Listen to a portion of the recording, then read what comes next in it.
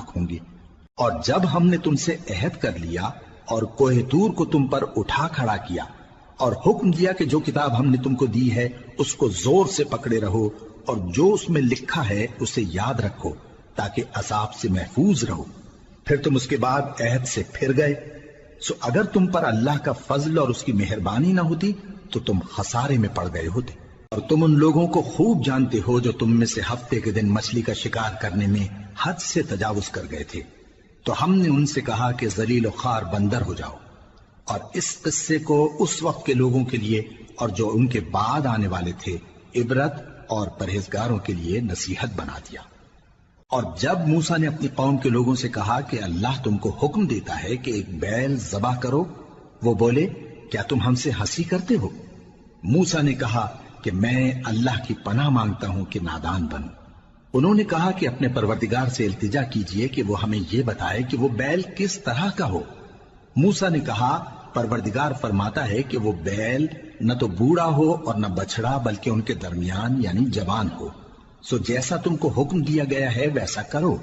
انہوں نے کہا اپنے پروردگار سے درخواست کیجئے کہ ہم کو یہ بھی بتا دے کہ اس کا رنگ کیسا ہو۔ موسیٰ نے کہا پروردگار فرماتا ہے کہ اس کا رنگ گہرا زرد ہو کہ دیکھنے والوں کے دل کو خوش کر دیتا ہو۔ انہوں نے کہا اب کے پروردگار سے پھر درخواست کیجئے کہ ہم کو بتا دے کہ وہ اور کس کس طرح کا ہو، کیونکہ بہت سے بیل ہمیں ایک دوسرے کے مشابہ معلوم ہوتے ہیں، اور اللہ نے چاہا تو ہمیں ٹھیک بات معلوم ہو جائے گی۔ موسیٰ نے کہا کہ اللہ فرماتا ہے کہ وہ بیل کام میں لگا ہوا نہ ہو، نہ تو زمین جوتتا ہو اور نہ کھیتی کو پانی دیتا ہو، بے عیب ہو، اس میں کسی طرح کا داغ نہ ہو۔ کہنے لگے اب تم نے سب باتیں درست بتا دی۔ غرض بڑی مشکل سے انہوں نے اس بیل کو ذبح کیا، جبکہ وہ ایسا کرنے والے لگتے نہ تھے۔ اور جب تم نے ایک شخص کو قتل کیا تو اس میں باہم جھگڑنے لگے، حالانکہ جو بات تم چھپا رہے تھے اللہ اس کو ظاہر کرنے والا تھا۔ چنانچہ ہم نے کہا کہ اس بیل کا کوئی سا ٹکڑا مقتول کو مارو، اس طرح اللہ مردوں کو زندہ کرتا ہے اور تم کو اپنی قدرت کی نشانیاں دکھاتا ہے تاکہ تم سمجھو۔ پھر اس کے بعد تمہارے دل سخت ہو گئے گویا وہ پتھر ہیں یا ان سے بھی زیادہ سخت، اور پتھر تو بعضے ایسے ہوتے ہیں کہ ان میں سے چشمے پھوٹ نکلتے ہیں، اور بعضے ایسے ہوتے ہیں کہ پھٹ جاتے ہیں اور ان میں سے پانی نکلنے لگتا ہے، اور بعضے ایسے ہوتے ہیں کہ اللہ کے خوف سے گر پڑتے ہیں، اور اللہ تمہارے کرتوتوں سے بے خبر نہیں۔ مومنو کیا تم امید رکھتے ہو کہ یہ لوگ تمہارے دین کے قائل ہو جائیں گے؟ حالانکہ ان میں سے کچھ لوگ کلام اللہ یعنی تورات کو سنتے پھر اس کے سمجھ لینے کے بعد اس کو جان بوجھ کر بدل دیتے رہے ہیں،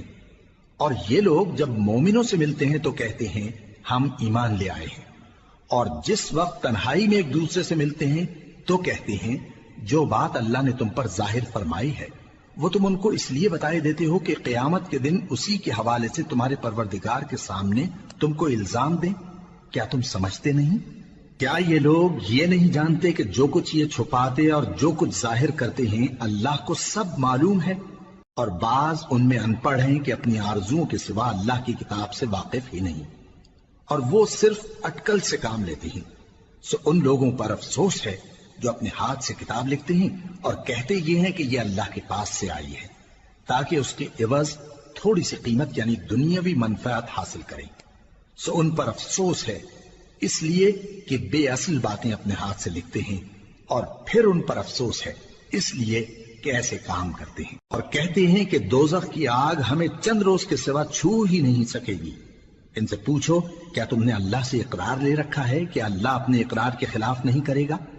یا تم اللہ کے بارے میں ایسی باتیں کہتے ہو جن کا تمہیں مطلق علم نہیں؟ ہاں کیوں نہیں، جو برے کام کرے اور اس کے گناہ ہر طرف سے اس کو گھیر لیں تو ایسے لوگ دوزخ میں جانے والے ہیں، اور وہ ہمیشہ اس میں جلتے رہیں گے، اور جو ایمان لائیں اور نیک کام کریں وہ جنت کے مالک ہوں گے اور ہمیشہ اس میں عیش کرتے رہیں گے۔ اور جب ہم نے بنی اسرائیل سے عہد لیا کہ اللہ کے سوا کسی کی عبادت نہ کرنا اور ماں باپ اور رشتہ داروں اور یتیموں اور محتاجوں کے ساتھ بھلائی کرتے رہنا اور لوگوں سے اچھی باتیں کہنا اور نماز پڑھتے اور زکوٰۃ دیتے رہنا، تو چند آدمیوں کے سوا تم سب اس عہد سے منہ پھیر کر پلٹ گئے۔ اور جب ہم نے تم سے عہد لیا کہ آپس میں کچھ تو خون نہ کرنا اور اپنوں کو ان کے وطن سے نہ نکالنا تو تم نے اقرار کر لیا اور تم اس بات کو مانتے بھی ہو۔ پھر تم وہی ہو کہ اپنوں کو قتل بھی کر دیتے ہو اور اپنے میں سے بعض لوگوں پر گناہ اور ظلم سے چڑھائی کر کے انہیں وطن سے نکال بھی دیتے ہو، اور اگر وہ تمہارے پاس قید ہو کر آئیں تو بدلہ دے کر ان کو چھڑا بھی لیتے ہو، حالانکہ ان کا نکال دینا ہی تم پر حرام تھا۔ یہ کیا بات ہے کہ تم کتاب اللہ کے بعض احکام کو تو مانتے ہو اور بعض سے انکار کیے دیتے ہو؟ تو جو تم میں سے ایسی حرکت کریں ان کی سزا اس کے سوا اور کیا ہو سکتی ہے کہ دنیا کی زندگی میں تو رسوائی ہو اور قیامت کے دن سخت سے سخت عذاب میں ڈال دیے جائیں۔